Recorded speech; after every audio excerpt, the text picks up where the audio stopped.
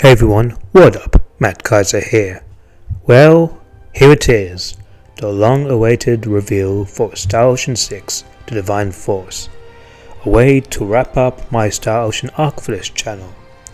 Since I did one for Tales last year with Tales of Arise, so I'll be fitting to, do one for its sister or rival, which is Star Ocean.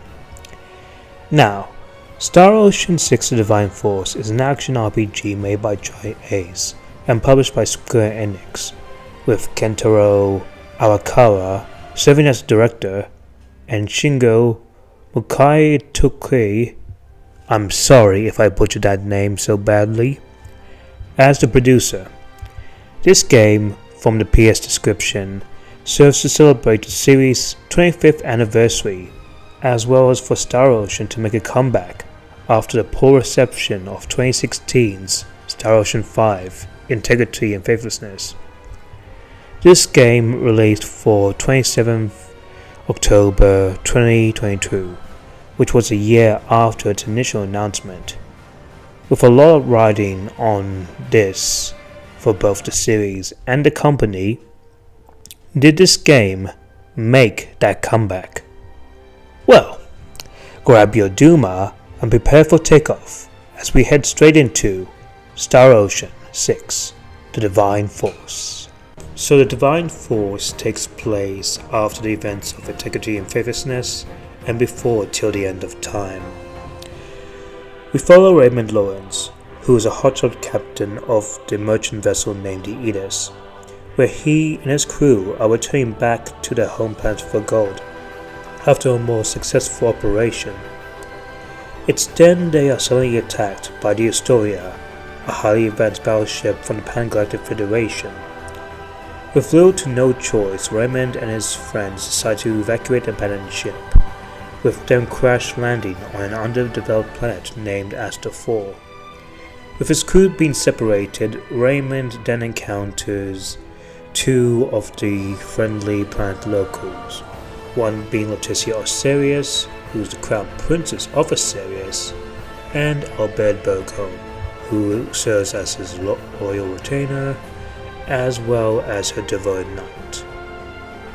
It's there where the three decide to team up, with them not only trying to find Raymond's crew that have crash landed on their planet, but also to gather up allies in preparation for an inevitable war between the Kingdom of Osirius and the Veil Empire, which could even unfold into a more powerful and deadly scheme that could even put the entire universe at stake. When you do begin the game, you are given an option of which story route to pick, whether it's Raymond's or Leticia's, and both of which have a slightly different experience, with Raymond going for more science fiction and Leticia more fantasy. While the story does remain the same, there will be moments where Leticia or Raymond, depending on who you pick, will part ways and will go out to sort out their own differences before they reunite. And I have to say that it's interesting to see what happens on both fronts. Also, small notice, whoever you pick, Duma will accompany you throughout the whole story. So, I have to say that for gaining both the context of Raymond and Leticia's, I really did enjoy this split protagonist route. If I had to pick my favorite, it would definitely have to be Raymond's, but Leticia's was also nice. But, how is the overall story? Honestly, I found it to be pretty entertaining and worthwhile to go through. While it does take a while to get going, it's only when you get to the Osirian and Veil conflict where things really pick up, and it doesn't stop there, as you go from one fantasy journey to the eventual war, given that's mostly set on one planet, and then later it changes into one big sci-fi epic, and you're even off Aster 4. And it's really where I just really like the overall story of this game. And I think Divine Force really handles well, in my opinion, of the whole fusion of science fiction and fantasy into the narrative. And what really helps with the story, in my opinion, is the characters. and I just really love every single one of them, with many of them just being some of my favorites in the series, and all of them just likable, having their own motive, personality traits, a role to serve, and even some development. Not a single one I actually even dislike or even care or don't even care about. And the way on how the cast interacts with each other, especially when the cases of Raymond and his crew, as well as Leticia and allies, talking about their different outlooks, morals, and ideals based on their culture, really was entertaining and nice to sit through. Raymond is an awesome protagonist, I would say.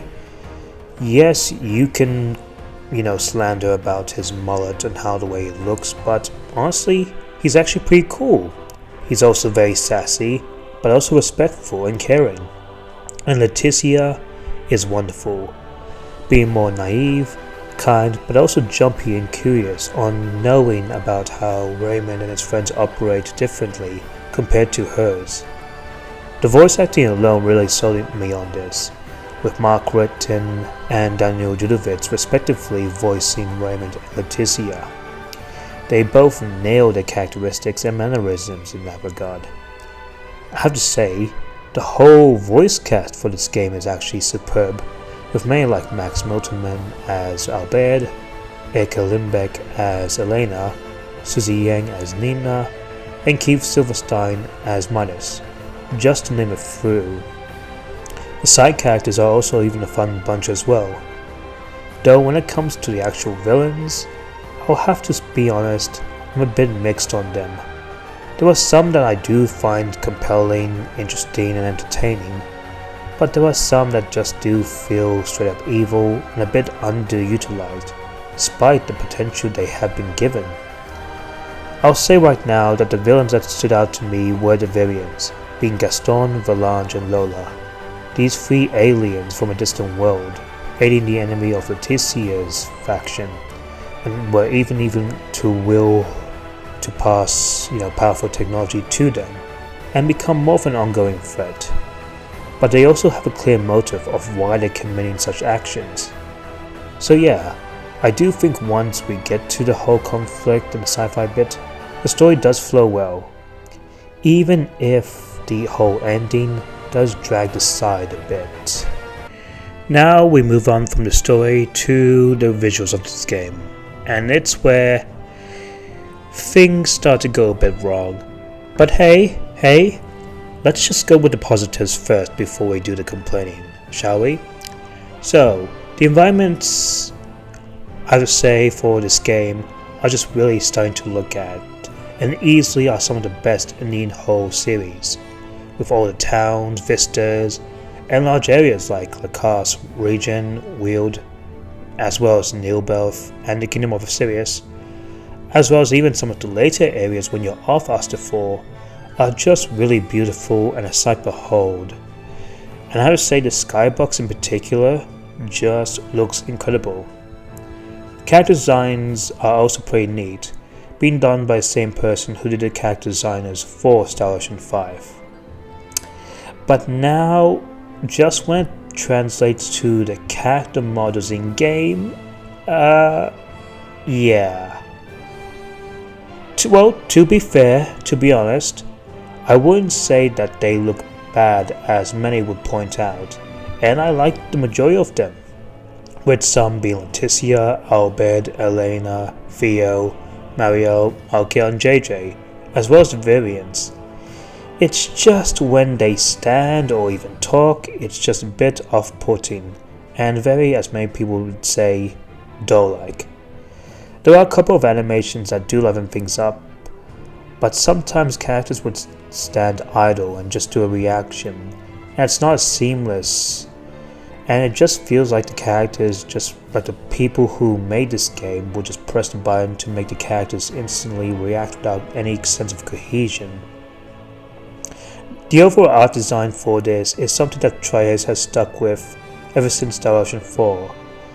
And yeah, the blend of having a mix of realism with the faces with the anime-like designs is probably not the best direction they came with. This has really not even helped the fact that the lip syncing of this game is just, well, it's off. While even with the good voice acting, just certain mouths just don't match with the dialogue that's spoken. If you were playing this in Japanese, I'm pretty sure this is not an issue, but when it comes to the English dub, yeah. That being said, the more I played this game, I got used to them, and even find the art style somewhat charming in its own way, with some characters looking better than others. I was able to even tolerate it, and there are actually a lot of cool and epic cutscenes, particularly ones that involve, well, a lot of action. However, characters in this game, that on the way they look, is the least of this game's problems. Another problem this game has is the frame rate. So, I got this playing on my PS5 and has set it to prioritize the frame rate. And while this game does run mostly on 60 FPS, particularly at the large areas, and heck, even that one area that ran so badly in the demo has now even been improved in the full game. The same goes with the cutscenes and majority of the battles. However, sadly, when you get to small areas with high detail, as well as tons of NPCs and party members, or even some fights with tons of enemies that just, have a lot going on with them, it's just where those aspects are where the performance truly tanks so bad. It is really irritating and just nothing more of an eyesore, and almost kills the sense of atmosphere and immersion that the game provided.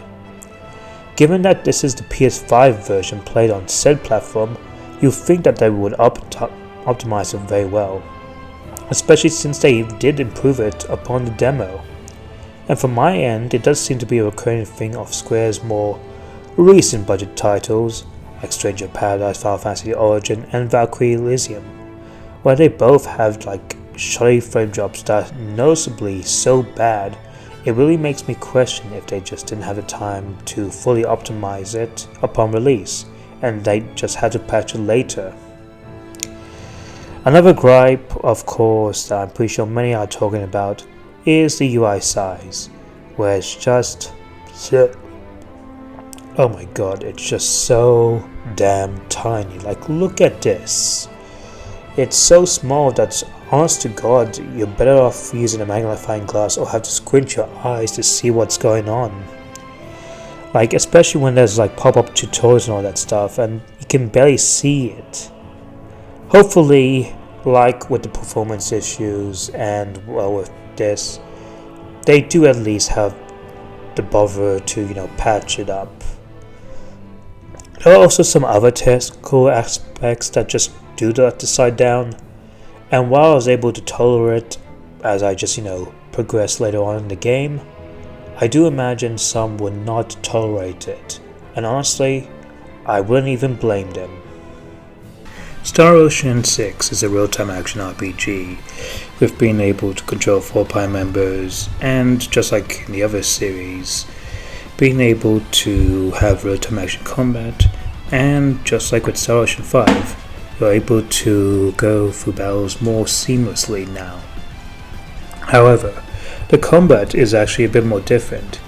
Instead of having normal attacks and MP to use on your art and symbology, Star Ocean decides, for this one for Divine Force, to use this new AP system, which is what is able to allow you to have 3 different types of chain combo art trees based on the 3 face buttons, and as well as, since normal attacks are no longer a thing, art attacks and symbology, or semiomancy as it is in this game, are what you use to consume those AP points until it runs out, and when that AP counter runs out, you are unable to attack, so you have to wait for a little while to recharges and then attack again.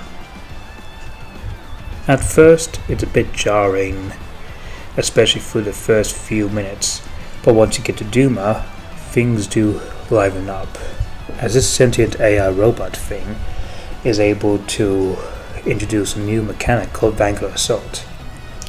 It allows you to have this new bar, this V8 gauge, and you can be able to lunge yourself and fly towards enemies, doing masses of damages by, crashing into them.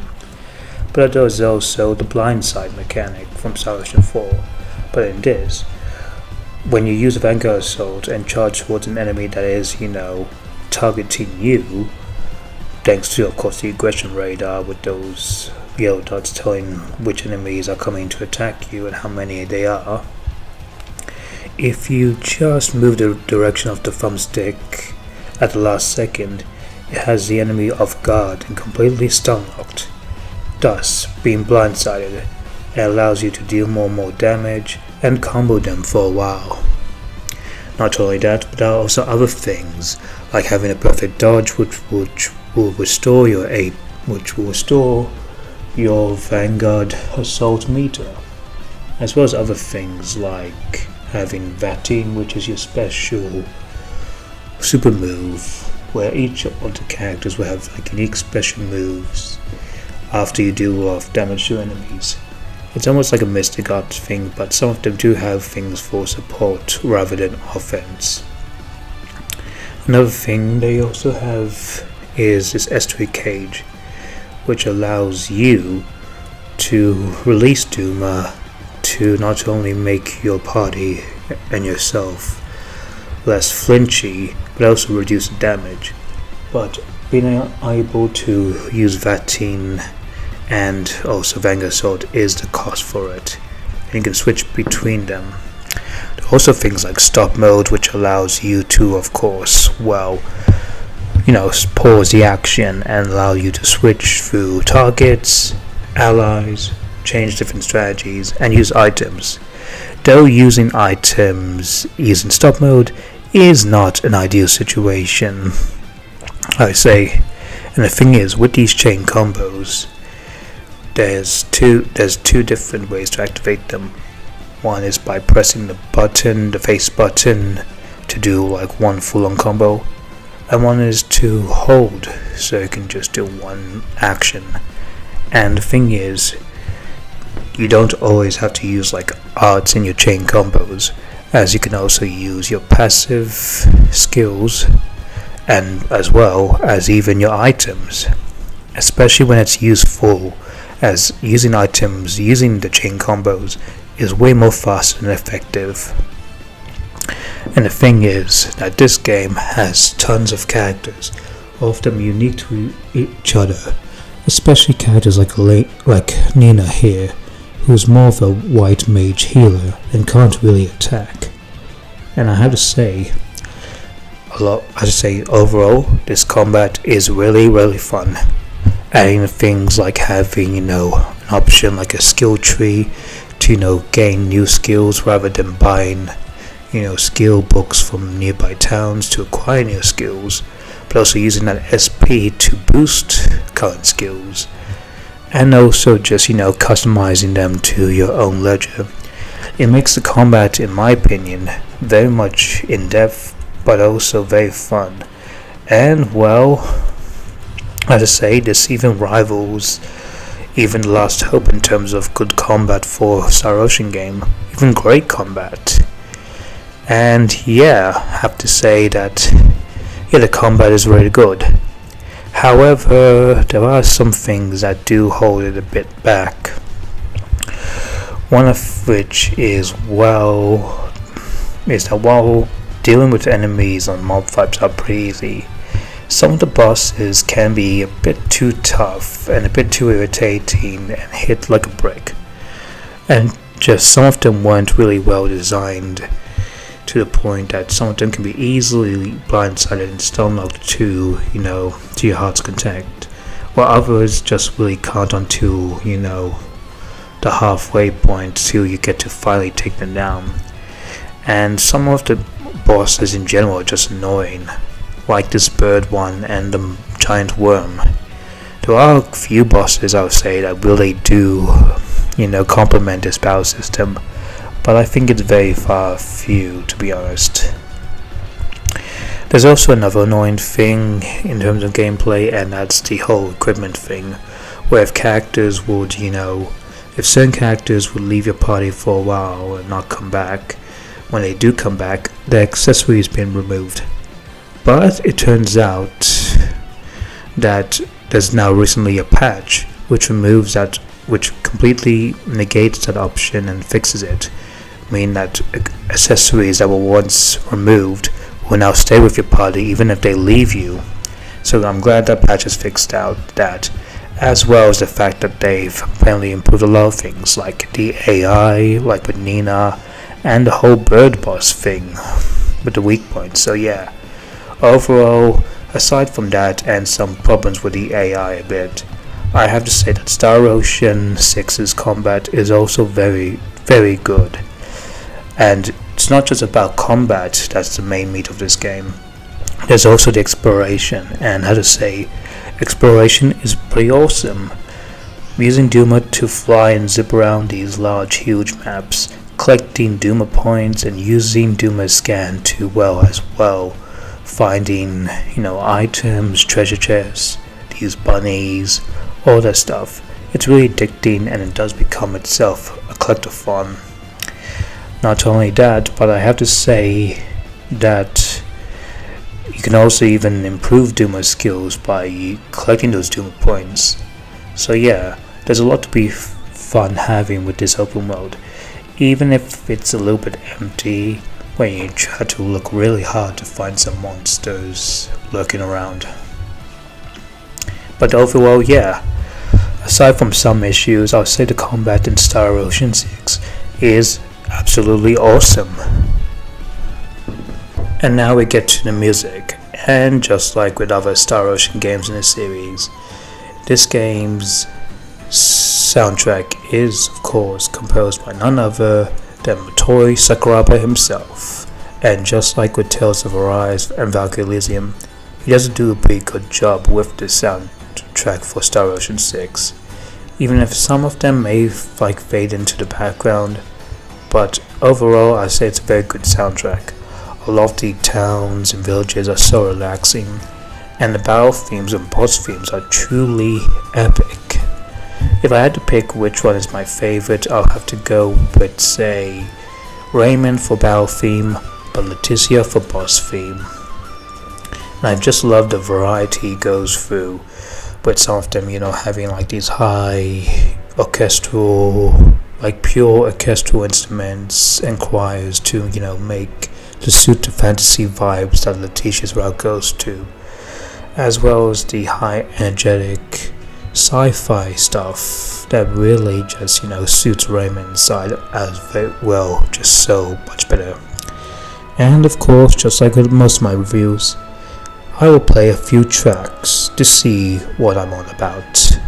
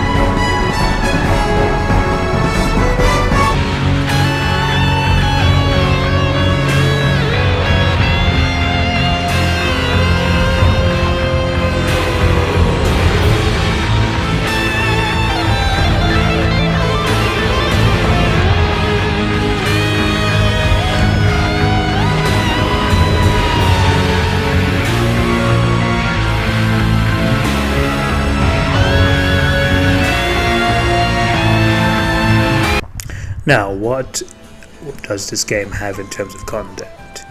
Well, it has quite a lot to offer. Obviously, there's a whole, two route thing, as well as the fact that this game also has things like on how each exclusive route will have their own private actions, as well as even one recruitable optional Prime member, which is a staple that many have waited for a while, ever since Star Ocean 4 abandoned that. Other things involve this mini game called Asoa, this card mini game. Well, actually not card mini game. It's more of a checkers kind of thing, with having past Star Ocean characters, and you can challenge opponents to gain new pieces, some of which can even improve your character stats as accessories, as well as the fact that you can even find some of these pawns scattered around through the open areas. Not only that, but there's also tons of things in terms of boss fights and mob fights. This game would have some secret bosses lurking around, some giganto monsters, like this giant ball of mud that you see in the Chaos World, I believe it is, region, and this dragon thing in the Veil region. Not only that, but this game also has a thing called Delmo Dive, which allows you to face tougher enemies and bosses, which is useful for grinding all that stuff, which is, I guess, the closest thing to a Colosseum.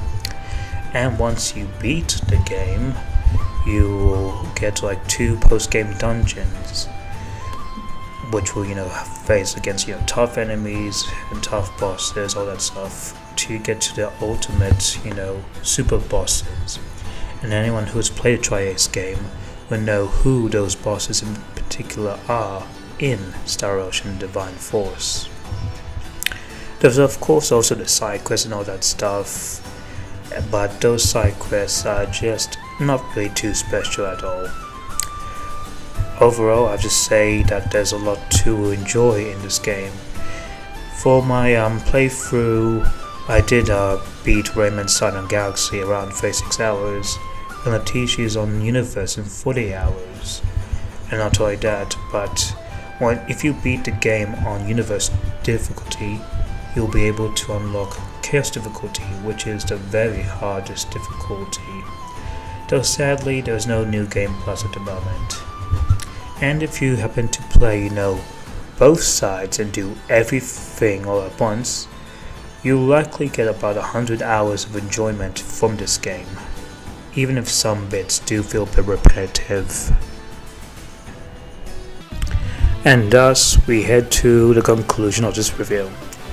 And I have to say, Star Ocean 6 Divine Force was a great time and a very good game in the series. It did well to not only acknowledge past entries by having cool references and show what made those games very good, but also have new ways to, make itself, more stand out and more unique, with the whole open world and using Duma and a new combat system. I absolutely love the story, the music, the combat, exploration, all the things.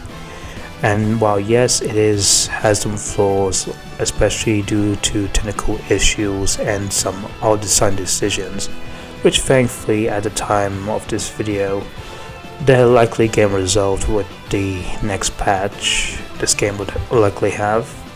I have to say, against all odds, even with a low budget and even with the lackluster reputation that Star Ocean 5 had, Star Ocean 6 Divine Force is a very good game. And if you're new to this series, or a die-hard Star Ocean fan who's never played this game, I honestly say you give this game a go, especially to those fans who are JRPG fans. Overall, I will give Star Ocean Divine Force 4 bunnies out of 5. Anyway guys, thank you guys so much for sticking around to this review. So thanks for watching, so punch that like button, drop down a comment and hit the subscribe button if you're new. And I'll see you guys in the next video, and Kaiser out.